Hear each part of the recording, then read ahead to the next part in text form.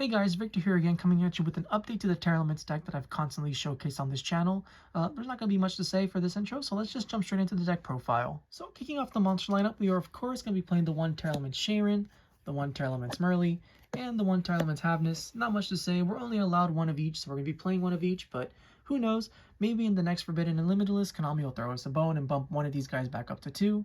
Anything's possible, but I wouldn't hold our breath for it. And then after that, we're going to be playing 2 Tearlaments Reinoheart.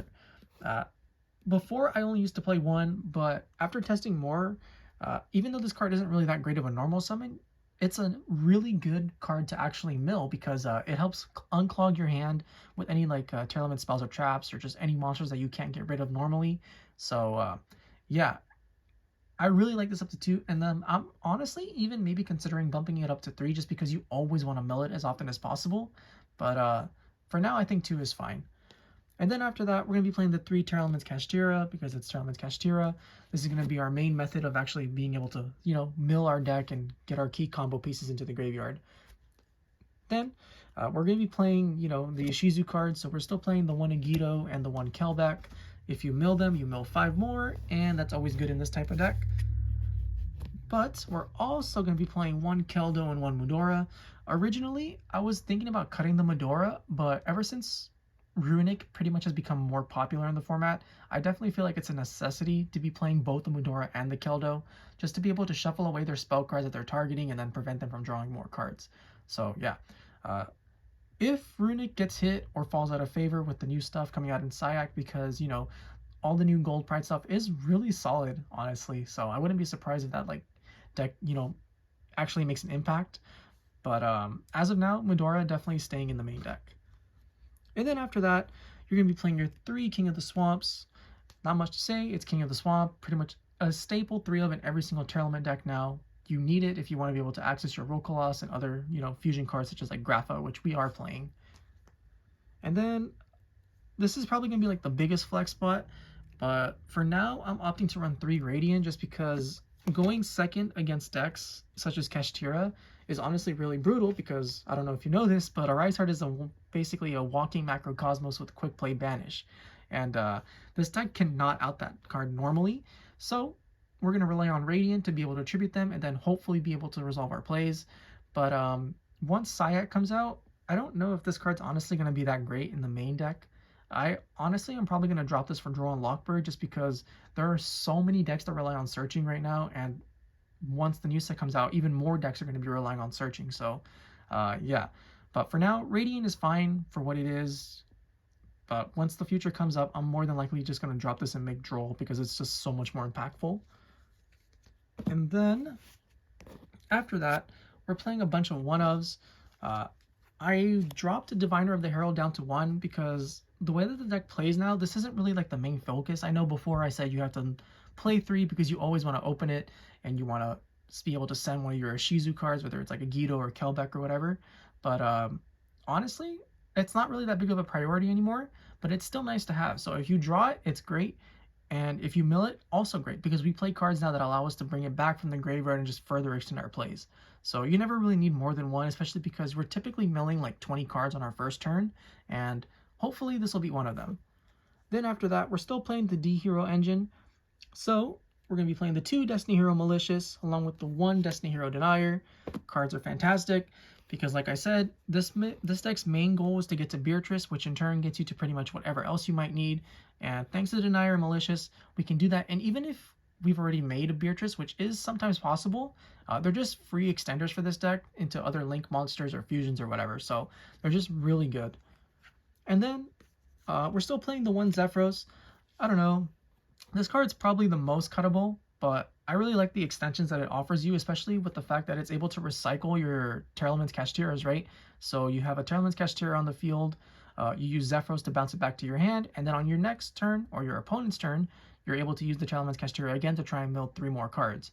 And then, it's being a level 4, gives you easy access to cards such as like Time Thief Redoer, and yeah, I just really like the utility that this card offers you, so it's kind of iffy, but if you don't like it, it's understandable.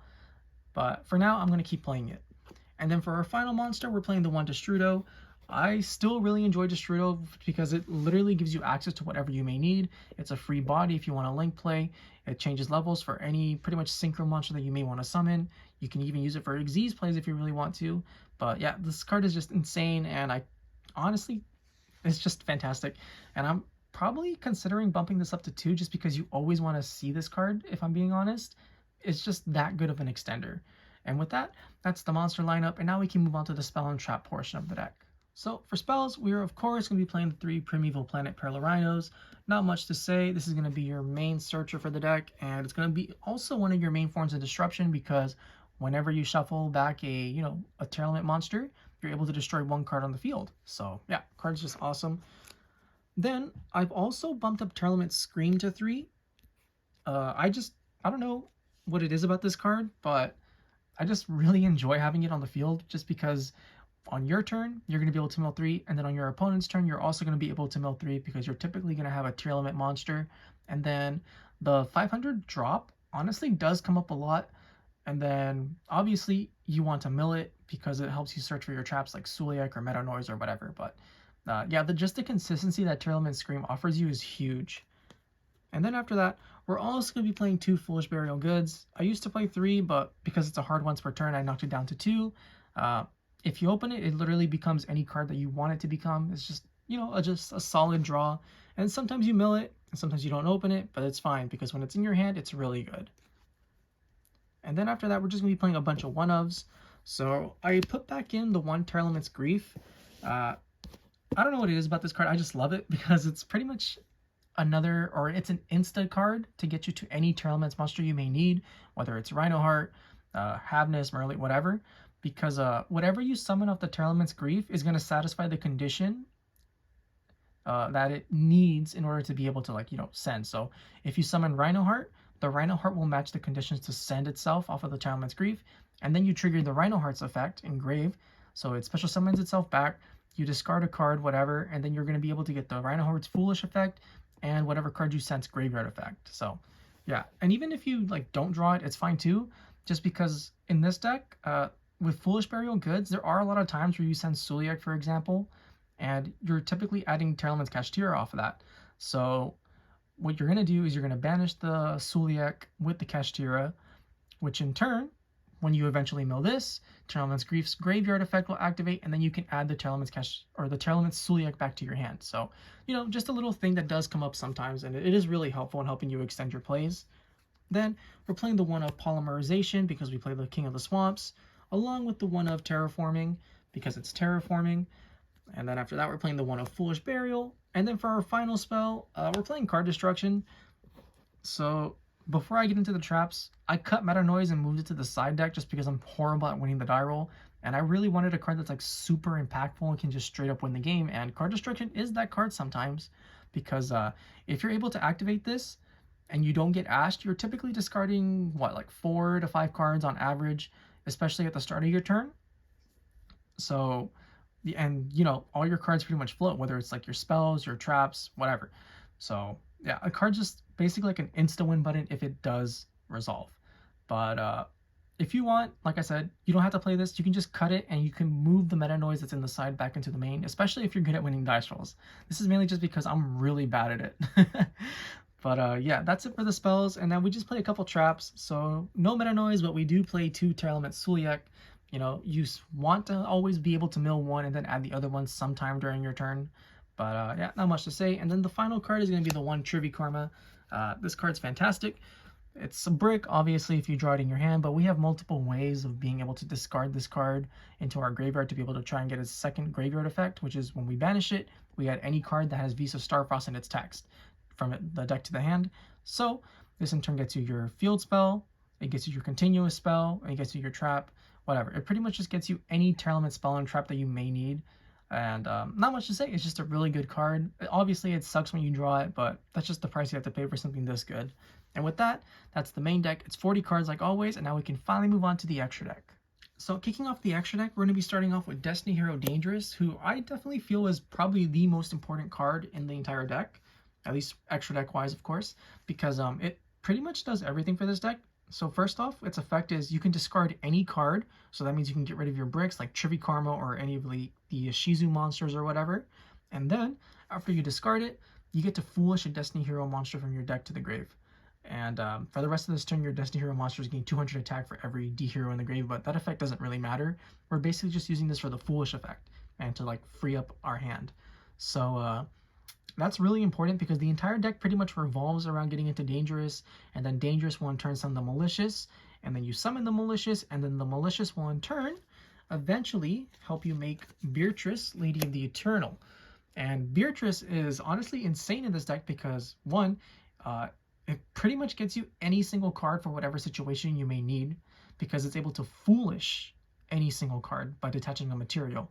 And typically you want to detach the malicious so that you can actually, like activate your denier sometime later in the turn, and then you can recycle your malicious and just continue on with your link plays and stuff like that. But yeah, like this combo right here is just insane because being able to go dangerous into malicious into Beatrice into sending whatever you may need, whether it's like a Kelbek, an Agido, a Trivikarma, sulliek, a Tearlament monster, whatever. Yeah, just like the plays that you can make are obviously like on a case by case basis, but there's so many things that you can do with this deck. And it's pretty much all thanks to Dangerous being able to get you into Beatrice. So yeah, cards just insane, and I really, really like them.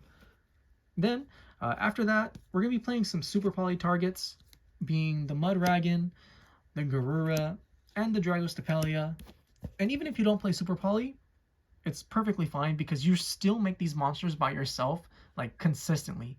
Especially the Dragostapelia you make during your opponent's turn after you've already like detached. For example, you can go Beatrice, detach your Dangerous, and then you send a Tearlament monster, and that in turn gives you a free Dragostapelia right then and there. Then Garura helps you recycle your Tearlament monsters. Especially, it's really important, especially because there are a lot of times where like you mill a Tearlament monster, such as like Scheiren, for example, but you've already used their effect earlier in the turn, so you can't use it again. But if we mill like a Merrli or a Havnis with it, we can just shuffle them both back and then make Garura. And then Mudragon is Mudragon. It's a level 4, so it helps us go into our rank 4 plays. It helps us become untargetable, which is really useful for Runic. And yeah, that's not much to say. It's just, they're just really, really good and definitely like mandatory for this deck. Then after that, we're going to be playing one Grapha, Dragon Overlord of Dark World. Card's fantastic, especially for when like you're going second, or not second, but first, and on your second turn or your opponent's turn, right? So if you get hit by like a Dark Ruler no more, right? We'll take this play for example. You'll typically have like a face down sulliek with the Beatrice. So if you get hit by Dark Ruler no more, you activate your sulliek and then you chain the Beatrice, and then you're going to send a tier monster, and then using that tier you're going to fuse with one of your King of the Swamps, and you're going to make Grapha. So even though you got hit by Dark Ruler no more, you're still going to have a negate in the form of Grapha to try and, prevent your opponent from playing. And yeah, this card just really good, especially because it also helps you deal with evenly matched, even though we have multiple ways to deal with that in this deck compared to like the normal tier deck. And then after that, we're playing the one rulkaloss and the one Kaleidoheart. If you play against Kashtira and they rip this card out of your extra deck, you're probably losing that game regardless, just because, a Rise Heart is so problematic, and it's pretty much just Radian or bust. So, and even though they do banish this, if you can get to the Radiant, you can still 100% OTK them easily, so it's not the biggest deal. And then for the final fusion, we play Guardian Chimera. This is probably the one I summoned the least, and it's easily the most underperforming, but it's still really needed for your like trap matchups, for example, because if you're playing against like Trap Tricks or Labyrinth, for example, you use Chimera typically to just shove through their back row before you can actually try to attempt to OTK them, and the situation does come up in that matchup really often. So yeah, even though I don't really want to play it, you still have to play it. And then after that, we're going to be playing the one Time Thief Redoer. Just a great card, really easy to make level 4s in this deck. And because of Time Thief, the way that Time Thief works, you typically want to have like a Tearlaments monster, whether it's Reinoheart or Scheiren under it, because if you detach it for the effect of Redoer, you will in turn be able to activate your Tearlaments monster's effect. So yeah, just a really good card. Then for Synchros, I'm still playing the Dawn Dragster, but there are a lot of other options, such as Shooting Riser Dragon, which is able to foolish anything. Typically you want to send like the Denier though, but yeah, if you want to play Shooting Riser Dragon, you can, or you can play Ancient Fairy Dragon if you're playing like a more Kashtira heavy build, which is using like the Wraith Soft Planet and Kashtira Fenrir's. So yeah, but I personally just like Dawn Dragster because I like having the negate option, which isn't really available all that often to a lot of tier decks. But if you have Destrudo in grave and you have literally anything that's level 6 or under, you can always make Dawn Dragster to have that extra bit of security. And then for the final synchro, we play one Baron de Fleur. Baron de Fleur is a fantastic card, and it's also incredibly easy to make because you have two methods of making this. First, I guess like the most common way is you have a Tearlaments Kashtira on board with a level 4 monster. You just use your Destrudo to copy the level 4, it becomes level 3, and then you just synchro with your Tearlaments Kashtira into Baron de Fleur because they both equal 7. Or if you're able to start or somehow get to the Diviner pretty easily, you can just make the Diviner level 6, and then you combine that with any level 4, which this deck plays a ton, whether it's Mudragon, Scheiren, Reinoheart, Zephyros, whatever, and you can also make Baron that way. So yeah, we have multiple ways to get to it, and it's just a really good card. Then that's it for the synchros, but we are playing a couple links. First off, we're playing Barricade Board Blocker. What this card does, it just requires 2 different names, and what it does is you discard 1 card, and then during the end phase, you can add a field spell or a continuous spell from your grave to your hand. So you can discard your cards like Trivikarma, or you can discard your Shizu monsters, and you can trigger those cards that way in case you're like, you're somewhat of a brick, but it doesn't really matter all that much. And then during the end phase, typically I want to add a Tearlaments Scream, right? Because if you add a Scream, that means you're going to give yourself fodder for cards like Tearlaments Reinoheart, because you will inevitably mill one of them. And, just one of those like little combo pieces is great to have to be able to actually play during your opponent's turn and just continuously go through your resources and eventually outgrind your opponent. And then it also has like an added bonus effect where your face-up spells cannot be destroyed by card effects. So Lightning Storm is pretty much useless for the most part because of Barricade Board Blocker. And yeah, it's just a really good utility card just off of that 1 discard alone. And then we're also playing Cross Sheep. Cross Sheep is sick, honestly. But because we're playing Cross Sheep, you actually have to be very careful with your zone placement, because 1 wrong zone placement means that this card is pretty much worthless.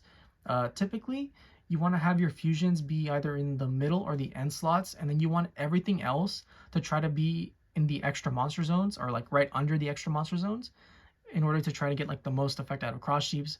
And this is going to be our main method for actually getting Diviner out of the graveyard, because it's able to special summon any level 4 or lower monster, I believe. And Diviner is a level 2, so you summon the Diviner, and then off of the Diviner, you send your Agido, Kelbek, it becomes level 6, and then you can go into Beatrice and just a bunch of other cool plays. And yeah, the flexibility that this deck has, thanks to cards like Cross Sheep and Barricade Board Blocker, is honestly just insane. And then for our final monster, we're playing one Underworld Goddess of the Closed World. This is mainly just in here because this deck does have a lot of trouble getting over big, like, towers like monsters, whether it's like the Arrival at Ignister or whatever. So it's just nice to have just in case. And with that, that's the deck profile. I hope you guys enjoyed it. If you did, please feel free to like, comment, subscribe, and I'll catch you guys next time. See ya!